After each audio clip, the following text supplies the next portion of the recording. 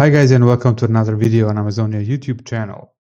We're continuing with the DSP series, and in this video I'm going to talk about how to create a creative. It's pretty straightforward because most of the time you will be using something called responsive e-commerce. So let me walk you through it. In your advertiser overview, you will see on the left your orders, line items, creatives, and all the other things. So when you hit creatives, you will be presented with a screen where you have your previously created creatives with their metrics so far based on the date range that you selected. Now hit create creative and follow up on the next screen what's going to happen. So on the next screen you're presented with several tabs. For the first tab shows you like display creative, video creative, then audio creative, and component based creative. Display creative is used for example when you want to have an off Amazon targeting where you can specify and upload up to 10 images or maybe HTML5 banner ad with specifics for the target placement that you want to use. Then the video ads can be used if you want to create a streaming TV or online video ads, but that's out of the scope for this video. These standard video ads for streaming TV have some specific requirements, and make sure to know them before you send the request for your creative department to create the videos specifically used for sponsored TV. Then there's audio, of course, and component based. Now, this one is really good because by using component based creative, you're actually giving information to Amazon DSP by specifying which ASINs you want to target, and then Amazon DSP is going to create the creatives for you that will include your specific ASIN, your product images, your reviews, and everything else that's related specific to that ASIN. So it's really powerful. Plus, there are some advanced options in line items, such as contextual targeting and a few others, that specifically require that you use this responsive e-commerce ad. So let's continue with that. Here is the next screen. Of course, you need first to specify the name. Now, we want this to be as specific as possible because of how DSP is currently functioning. When you go to the creative section and want to see an overview of different creatives that you created in the past, it's kind of really not that intuitive. There's no date column that can tell you, hey, this is when you created this creative and a few more details. So that's why I like to add a date here. So today is the last day of February 25. And then we want to say, for example, responsive e-commerce. This is for French market, so we want to select France here, make sure that language is also in French. And now you select the click-through. You have the options to what's going to be the landing page. So is it going to be a product on Amazon? Is it going to be other website when you drive traffic to some other landing page on your website? Or is it going to be an ad that drives traffic to an Amazon store? For this specific occasion, it's going to be product on Amazon. So I'm going to select that and hit done. Now, similar to what we see in the campaign manager, you now have an option to search by ASIN or product name for your products that you want to advertise, or enter a list or upload the file if there's many of them. After that, when you select these products, these are the products that are tied to this responsive e-commerce creative. It's like an ad. You can have multiple of them. That creative can be added to multiple line items, even multiple orders. That means when we tie this creative to the line items that we previously created, one for desktop and one for line item, and by the audience that we selected over there, these products going to be advertised to the people who saw our competitor products but haven't bought them. So I'm going to add some of these products now, and I have to blur them just for the sake of privacy of this account. Okay, I've added the products, so they appear over here, and there's the preview on the right.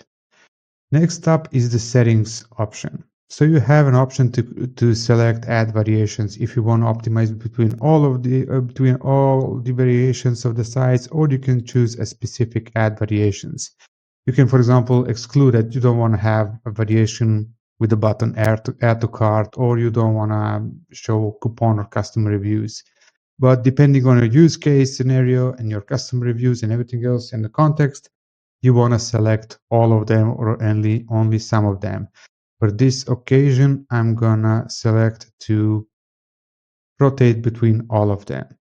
For images, you can use the default product image, which is what we're gonna go with, or you can go and use custom images for responsive sizing, which is, I think it's been a month since this started to be available, or use specific custom images, size-specific custom images. So depending on your creative department, and if you have all of these custom images created, you can experiment with that. Our own experience is that too often those creatives get disapproved by Amazon because they have some specific rules, like there cannot be any text, which is ridiculous.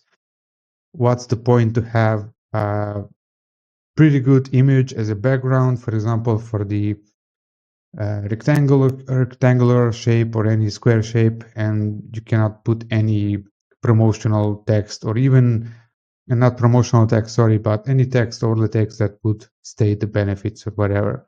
And we've seen that most, if not all of them, get disapproved sooner or later. Even if you get away with it for the creative to be approved, it's going to be disapproved when you least expect it, and that's not a good situation to be in.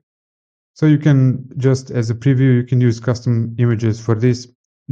Amazon really did upgrade this option, because in the past you had to select each specific size, and now you just upload 3 of them and they automatically distribute where any of that image fits. So you can also include, similar as in sponsored display, to add a custom logo, to add a custom headline, and if needed, you can use also a disclaimer, which is very useful if your product demands that you have some kind of disclaimer. I don't know, maybe if it's a health-related product or something like that. Next up is the placement. So inventory type, it says allow delivery on standard display inventory and third-party native inventory. Now, depending on your context, you may select or deselect certain types of these inventories, because we carefully created our line items that they will be used specifically on Amazon. But here you have additional option to create a creative that's gonna be also used for only standard display inventory, but include an option to use third-party native inventory. Please note that this is just a creative, and as I said, this creative can be used in multiple line items. So if you enable this option, then this creative can be used in multiple line items regardless of the specific settings that you have in your line items. And make sure if you unselect, for example, third-party native inventory, you want to have that in your creative name, just so you can distinguish it and not add a creative with a standard display inventory to a line item that you intend to use on off Amazon placements. You can also select display ad sizes. You can choose specific sizes which to use, and you can select use responsive sizing, which is for this occasion the best option. But in my previous videos, you can see that by using specific display sizes here, you can actually exclude certain placements that maybe don't have a desired option. I'll be linking that video in the description. So for this occasion, I'm going to just select use responsive sizing, because that's for Amazon. It's going to work perfectly fine. Advanced options, we don't need these in this occasion, because this is going to be tracking. We're going to use this creative only on Amazon. But for example, if you intended to use this for off Amazon traffic, then there are options to use additional tracking URLs, which are pretty helpful for tracking conversions. Now, once we finish creating this creative, then we have everything that's needed for one order to run properly. So you have your order created, you have your flight set up, your budgets, you have bidding strategy selected, you have your line items for desktop or mobile, and you have your creatives. Now combine all of that, and then you can run your order and see how does it work. We're going to be talking more about the optimizations in the coming videos, but let me know if you have any further questions on this in the comments, and I'll be glad to answer them. See you in the next video, guys. Bye-bye.